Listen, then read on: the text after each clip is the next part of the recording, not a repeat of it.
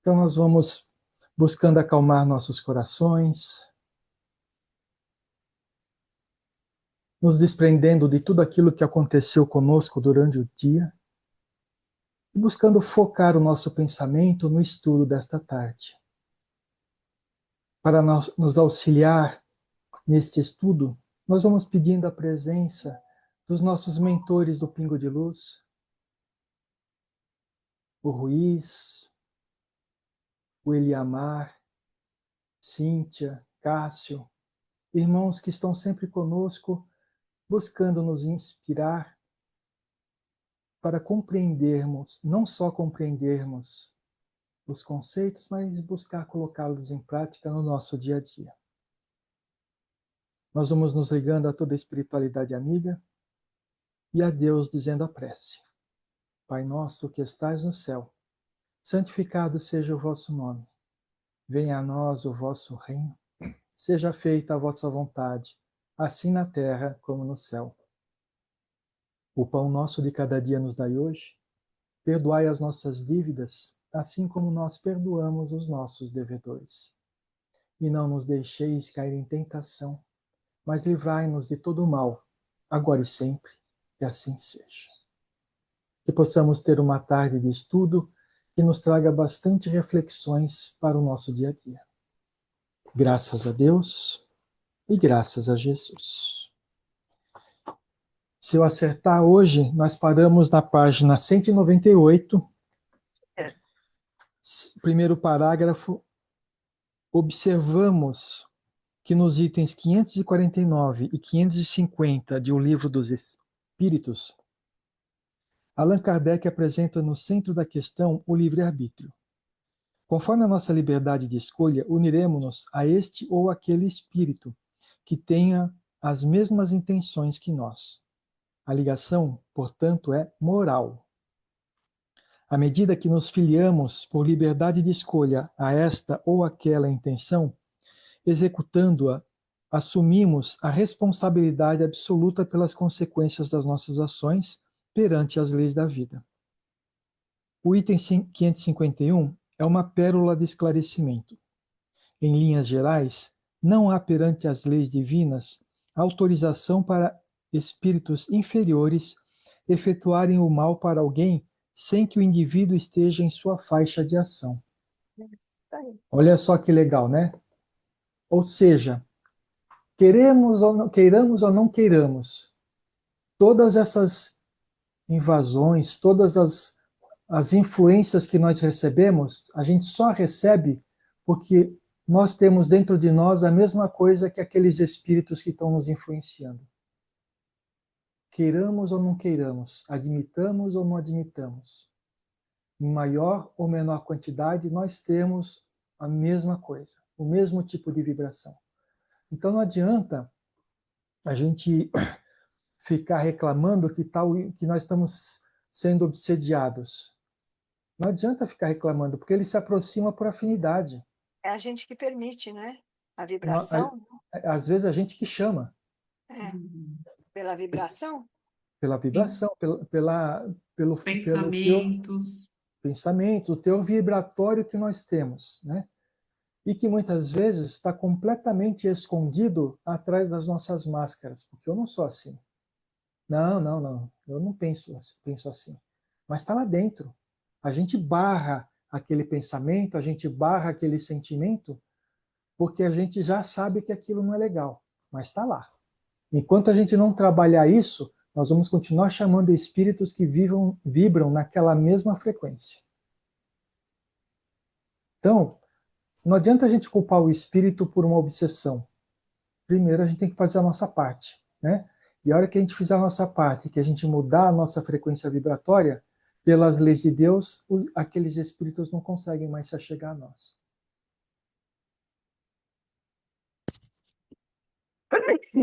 Desculpa. À medida que nos filiamos por liberdade de escolha a essa ou aquela intenção, executando-a... não, a gente já leu, né? Já leu. Sabe-se, porém, que determinados elementos materiais são utilizados para fragilizar as pessoas, para impressioná-las. Em verdade, nada do que é material tem influência no que for espiritual. O medo costuma paralisar os que não conhecem os mecanismos do amor divino. Impressionados, não agem positivamente, atingindo planos maiores. Temerosos poderão entrar na faixa de ação dos adversários do bem, autorizando-lhes a ação negativa. E como que a gente autoriza? Achando a vibração? Baixando a vibração. Essa é a autorização que a gente dá. Ó, eu sou igual a Uhum. você.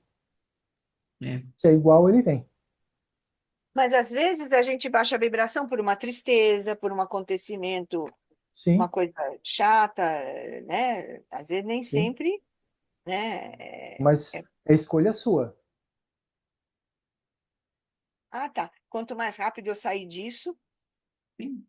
porque às vezes é imprescindível sentir, né? É imprescindível, eu não digo, né? Talvez não seja a palavra certa, né?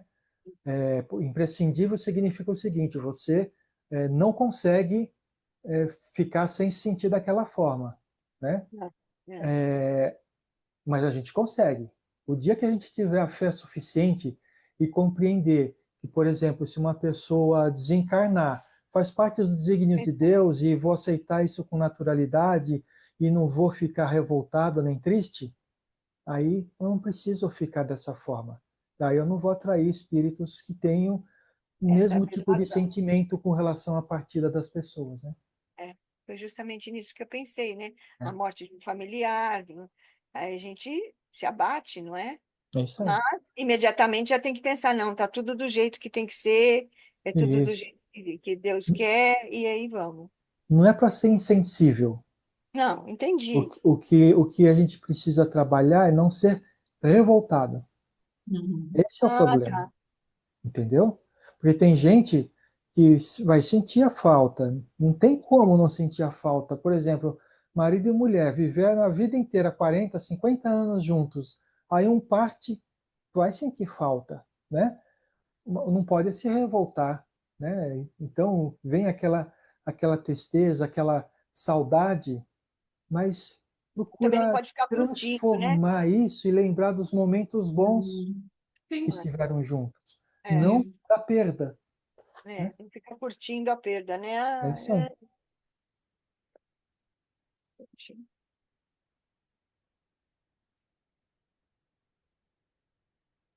Um homem jamais poderá fazer o mal com o concurso de um espírito maléfico a alguém que esteja fora da sua sintonia. Compreendendo que os espíritos maus aproveitam as tendências humanas, somente cairemos nessa malha se estivermos na mesma frequência de intenções ou fragilidade moral. Você veja, fragilidade moral, né? Uhum. Fragilidade moral nada mais é do que você passar por um momento e, e esse momento te causar um desequilíbrio tal que você libera algumas coisas que você já não achava mais que tinha dentro de você. Isso que é a fragilidade moral.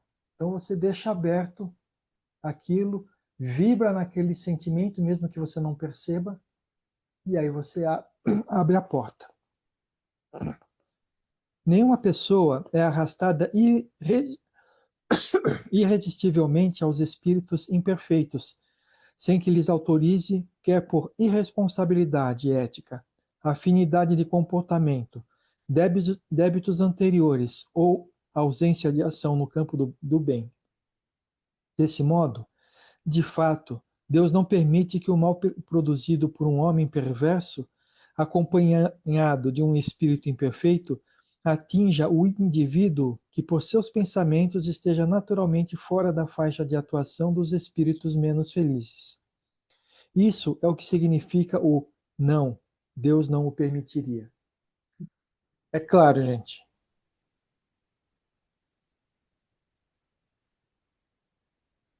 Às vezes pode acontecer por prova, né? Mas não no sentido de prejudicar. Tudo acontece segundo as leis divinas. Tudo. Tudo acontece. Então,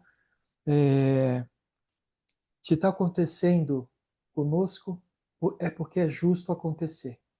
Quer seja por expiação, quer seja por um aprendizado. A expiação também é aprendizado, né? Inicialmente, a providência divina permite-nos agir com relativo livre-arbítrio, para que a escolha traga a responsabilidade da ação, quer nas atividades superiores ou inferiores.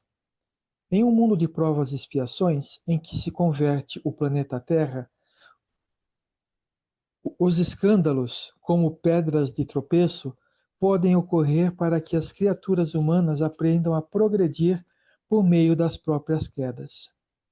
Catarina complicava-se demasiadamente com aquele processo. Não guardava ideia das complicações que teria no futuro. Interessante notar a criatura humana. Muitas acreditam de maneira equivocada que podem burlar as leis divinas. Desconhecem que o universo é regido por normas imutáveis e que o Senhor da vida dirige tudo através dos seus editos. Não há acaso nem descuidos nas leis de Deus. E o Senhor sabe que muitas criaturas estão em processo de evolução espiritual e a misericórdia dele estende-se para todos. Assim, os que estamos em processo evolutivo, precisamos ter sobre nós a inexorável lei da reencarnação. É necessário prudência a fim de não nos complicar espiritualmente. Muitas almas banalizam os recursos sagrados da mediunidade e pensam que, em se colocando como intérpretes, porta-vozes das sombras, estarão protegidas ou atrairão para si favores especiais que outros não alcançam. Essas pessoas complicam-se muito espiritualmente e haverão de recompor todos os desequilíbrios que ora o insetam. A mediunidade, como faculdade humana que permite o intercâmbio entre as duas realidades da vida, é coisa santa e deve ser santamente praticada. A doutrina espírita está na Terra representando a sequência de pensamento divino para a concretização do reino de Deus no planeta. Doutrina filosófica de bases científicas e consequências morais vem trazer aos homens a libertação de dogmas e crendices que as religiões politeístas e bárbaras espalharam sobre o orbe. A questão toda, né, que a doutrina espírita ela veio tirar os dogmas, né? Mas muitos homens vêm colocar dogmas dentro da doutrina espírita, porque são espíritos que em outras encarnações eram professavam essas religiões que trabalham com dogmas. Então não conseguem viver sem eles, né?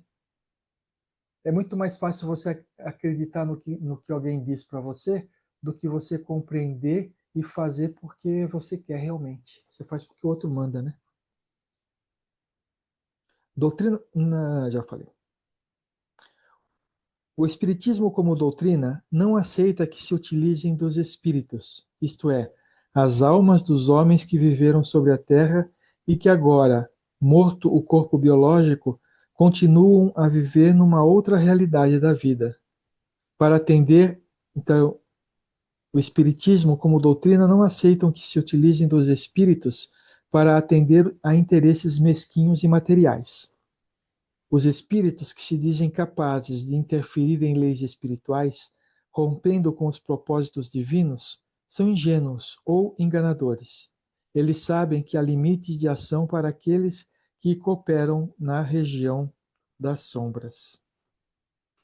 Esclarece ainda o Espiritismo que somos seres imortais e que seres inferiores não são maus na sua origem, estão maus por serem pouco desenvolvidos ou por desejarem percorrer voluntariamente o caminho das trevas.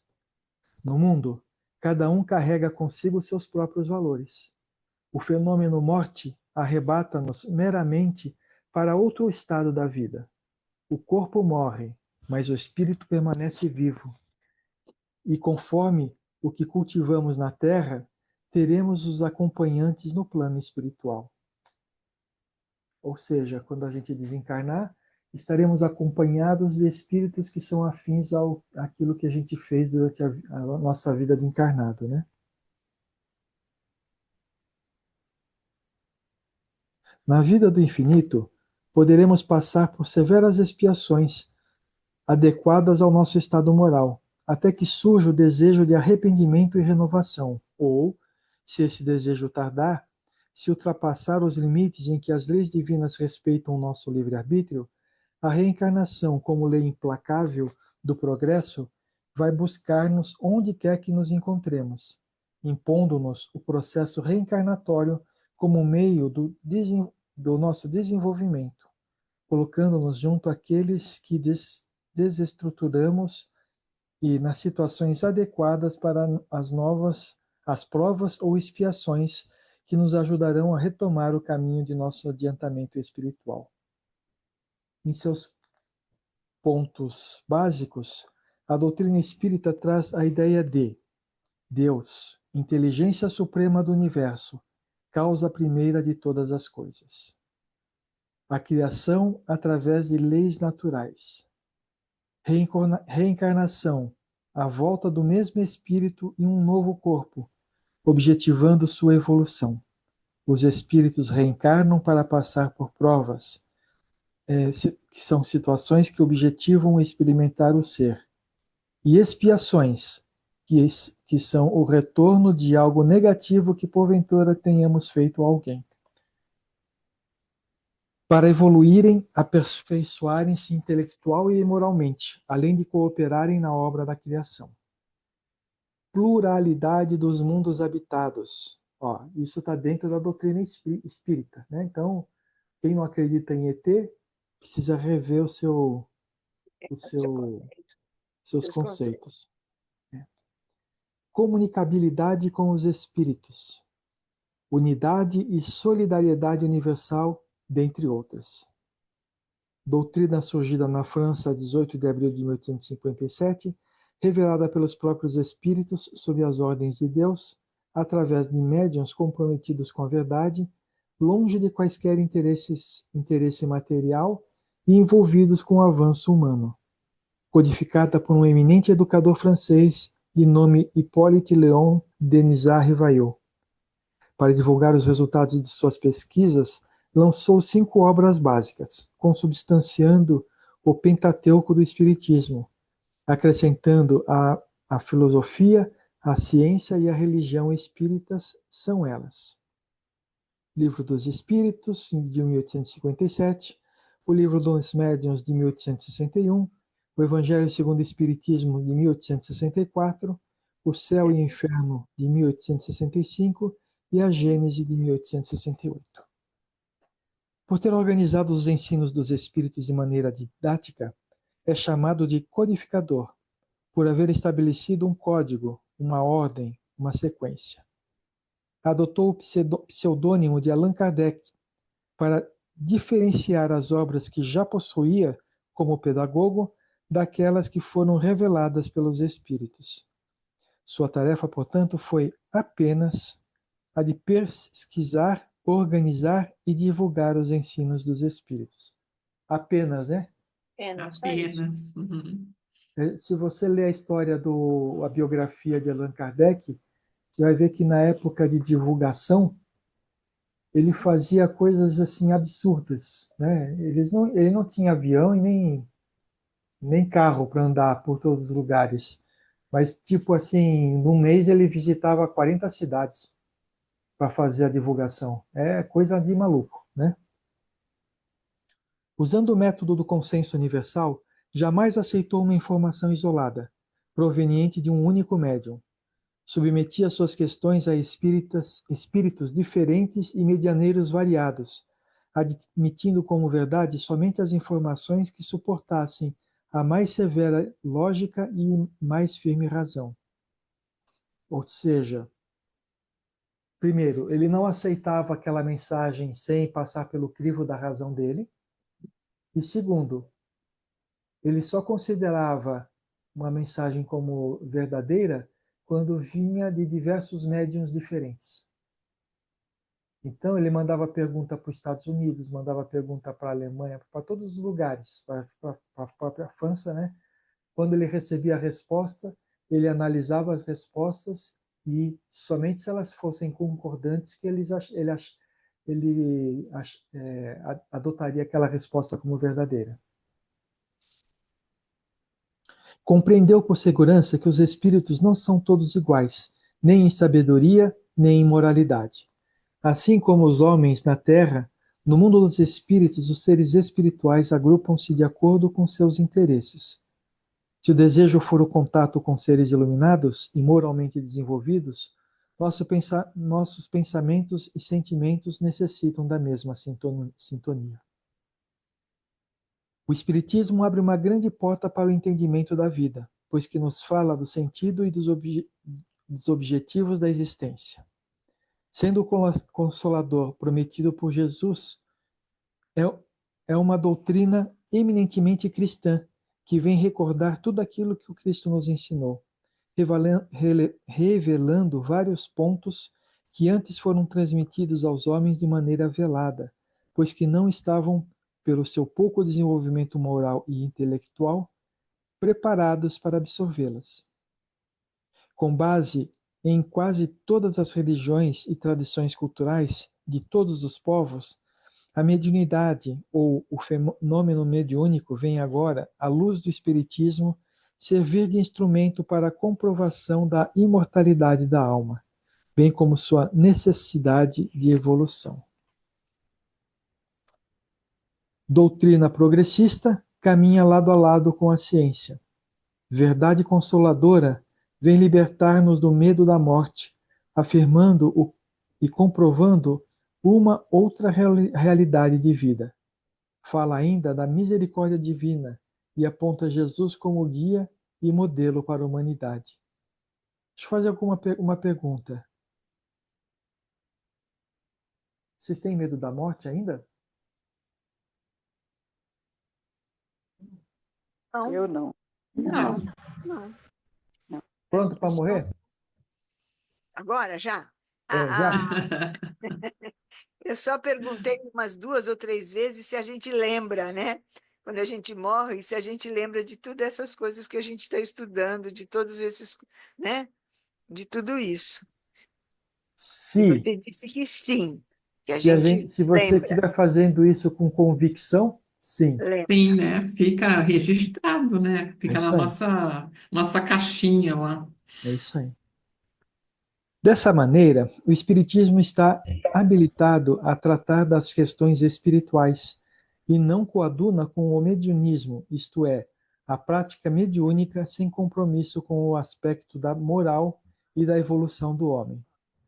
A faculdade de entrar em contato com os chamados mortos não é propriedade do Espiritismo, é antes de uma capacidade humana, orgânica. E muitas pessoas utilizam-se da faculdade mediúnica para fins egoístas e completamente fora dos propósitos superiores revelados pelos imortais. Allan Kardec fez uma classificação geral dos mundos e dos espíritos. Dos mundos pelo grau de desenvolvimento ou inferioridade dos seus habitantes, e dos espíritos pelo nível de adiantamento deles, nas qualidades que já adquiriram e nas imperfeições das quais terão de se depurar, esclarecendo-nos ainda que existem diferentes classes de seres espirituais, já que são simplesmente as almas dos homens fora do corpo físico, e que no espaço, ou seja, no mundo espiritual, reúnem-se com os mesmos objetivos que os animam. Assim, o Espiritismo não endossa posturas como as de Catarina, e lamentamos que no planeta ainda existam pessoas que se demoram no processo de reabilitação, almas iludidas com o fenômeno de intercâmbio, sem conhecê-lo profundamente, sem atentar para que seus reais objetivos, quais a iluminação e o progresso da criatura humana. Não há sobrenatural em Espiritismo. Tudo segue leis lógicas, racionais e naturais. Catarina sorverá amargo vinho no cálice, no cálice sinistro das próprias atitudes. Vou perguntar uma coisa. Pergunte. Aqui fala muito, né, é Catarina, né? Isso. Que ela tem tá, andando por uma vida se desviando, né? Sim, Ela tem ainda a chance de sair disso, de melhorar a vida, de procurar alguma outra coisa? sempre Ou tem. isso vai condenar ela sempre? Não, sempre tem. Você tem livre-arbítrio. Ela pode sair agora daquela casa maluca que ela tá, aquela casa das trevas que ela tá, e ir para um centro espírita e falar assim, não, eu quero isso daqui é para mim. E se converter. Ela pode. Então, não existe A maldade não vai penalidade. segurar, a maldade não vai segurar ela lá e dizer, não, você não vai sair daqui mais, não vou deixar. Ela pode até falar, mas só vai conseguir o intento se a Catarina não quiser ir embora. Quiser Tá ficar bom. lá. É livre-arbítrio. Se quiser, eu vou embora, vou embora. Acabou, ninguém me É isso puxa. aí. É Tá isso aí. certo. É Entendi. claro, né? Você precisa ter a ideia firme de que você quer ir embora. Muita força de vontade, né? Sim, Se você tiver dúvida, você fica lá. Porque aí eles vão te atrair magneticamente, né? Ah, Entendeu? Por quê? é isso que você chegou na minha resposta, é isso que eu queria saber mesmo. Quando eu O, pergunto se a maldade vai segurar, é essa coisa aí que eu queria saber. o atrair magneticamente é você estar imantado com aquela vibração. Você só falar da boca para fora, né? No teu interior, realmente Isso, você ainda quer. Entendi. é isso aí. Entendi. E às vezes é no interior que você não conhece de você mesmo, entendeu? Entendi. Muito bem, vamos parando por aqui. Na quinta-feira nós vamos começar o capítulo 11, O Segredo de Lourenço.